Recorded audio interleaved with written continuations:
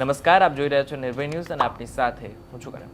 આજે સંસદમાં નાણામંત્રી નિર્મલા સીતારમણે વચગાળાનું બજેટ રજૂ કર્યું છે। જોકે આ અંતિમ બજેટ નથી। ચૂંટણી બાદ હવે અંતિમ બજેટ જાહેર કરવામાં આવશે, પણ અત્યારે જે બજેટ જાહેર કરવામાં આવ્યું છે તેમાં સામાન્ય માણસને કોઈ લાભ નથી મળેલો। તેઓમાં આ બજેટથી રાજકોટ ચેમ્બર ઓફ કોમર્સના પ્રમુખો નારાજ છે। તેમનું કહેવું છે કે આ બજેટમાં કોઈ ખાસ ભાર આપવામાં આવ્યો નથી। ત્યારે આવો સાંભળીએ તેમણે શું કહ્યું। આ સરકારનું છેલ્લું વચગાળાનું બજેટ કે જેને ઇન્ટ્રીમ બજેટ કહેવામાં આવે છે, સરકાર દ્વારા રજૂ કરવામાં આવેલ છે, જે આવકારદાયક છે। દરેક બજેટમાં સામાન્ય લોકોને અને ઉદ્યોગકારોને કંઈ ને કંઈ રાહતની અપેક્ષા હોય છે, પણ આ બજેટમાં કોઈ ભારણ પણ નથી આપવામાં આવેલ અને કોઈ ફાયદા પણ નથી આપવામાં આવેલ।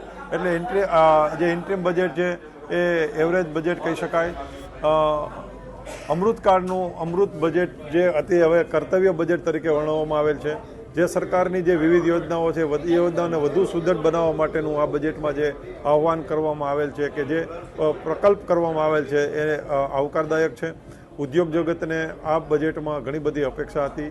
ટેક્સેશનમાં રાહતની હતી અને અમુક સ્ટેમ્પ ડ્યુટીમાં રાહત આપવામાં જે અમારી રાજકોટ ચેમ્બર ઓફ કોમર્સની રજૂઆત હતી તે સંતોષાણી નથી, અને અમને આશા છે કે આવનારા કાયમી બજેટમાં આ અમારી રજૂઆતોને વાચા આપવામાં આવશે।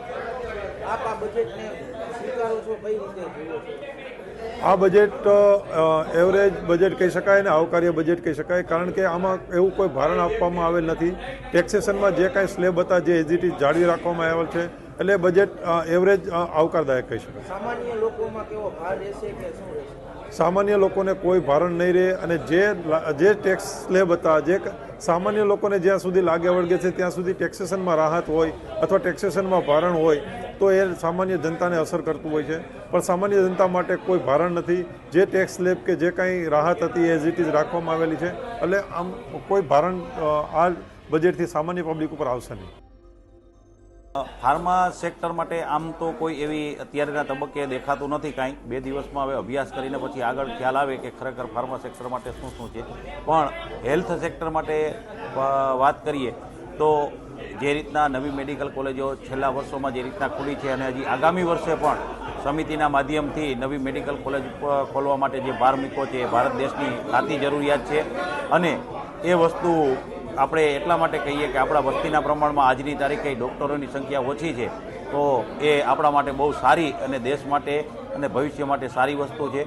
અને હેલ્થ સેક્ટરની બીજી વાત કરીએ આરોગ્ય માટેની, તો વેક્સિનેશન એટલે કે ટીકાકરણમાં જે ભાર મૂકવાની વાત કરી છે અને આગામી દિવસોમાં પણ ટીકાકરણમાં વધારો કરવાની જે વાત છે એ ખરેખર આવકારદાયક છે। અને એમાં પણ જ્યારે સર્વાઇકલ કેન્સર મહિલાઓમાં થતા કેન્સરની વાત કરી છે અને એમાં 9 થી 14 વર્ષની બાળકીઓને મુફત સર્વાઇકલ વેક્સિનની જે વેક્સિન આપવાની છે સર્વાઇકલ કેન્સરની, એ આવકારદાયક અને સ્તુત્ય પગલું છે, કારણ કે એ વેક્સિન કોસ્ટલી હોય છે, જે મિડલ ક્લાસ અને લોઅર મિડલ ક્લાસ માટે પોસાય એવી હોતી નથી, તો એ ખરેખર આવકારદાયક અને સ્તુત્ય પગલું છે। સ્વસ્થ ભારતની દિશામાં કદમ માંડવા માટેનું એ બહુ સારું અને આવકારદાયક પગલું છે।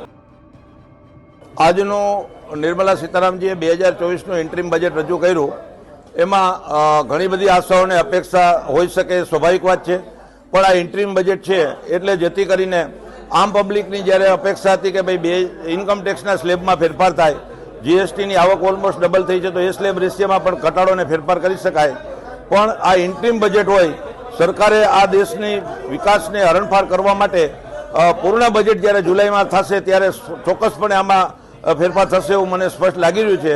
સાથોસાથ એમએસએમઈને જ્યારે બૂસ્ટ આપવાની વાત છે ત્યારે સરકારે કરોડો રૂપિયાનો ફિગર ડિક્લેર કર્યો છે, પણ એ કેટલા રૂપિયાનો ફિગર છે એની એમએસએમઈમાં શું ઇફેક્ટ પડશે એ 2-4 દિવસમાં વિવરણ થયા પછી જ ખ્યાલ આવી શકશે। ચેમ્બર ઓફ કોમર્સ દ્વારા કોઈ રજૂઆત કરવામાં આવી હતી? ચેમ્બર ઓફ કોમર્સ દ્વારા ઘણી બધી રજૂઆતો કરવામાં આવી હતી, એમાંથી 8 થી 10% રજૂઆતો ને રિપ્લાય મળી ગયો છે, અને એ ચેમ્બરની ફેવરની વાત છે। જ્યારે ચેમ્બરને લાગે વળગે છે ત્યારે ઉદ્યોગકારોના પ્રશ્નોને કેન્દ્ર સરકાર સુધી પહોંચાડવાની વાત કરીએ તો જે અત્યારે ઇન્કમ ટેક્સમાં એક વધારાનો ઇસ્યુ 43B છે, એમાં રાજકોટ ચેમ્બર ઓફ કોમર્સ સમગ્ર સૌરાષ્ટ્રના ઉદ્યોગકારોને સાથે લઈ અને ફેડરેશનને સાથે લઈ અને એ કેન્દ્ર સરકારમાં રજૂઆત કરશે, જેને અટકાવવાના પ્રયત્નો અથવા તેમાં ફેરફાર કરવાના પ્રયત્નો ચોક્કસપણે થશે।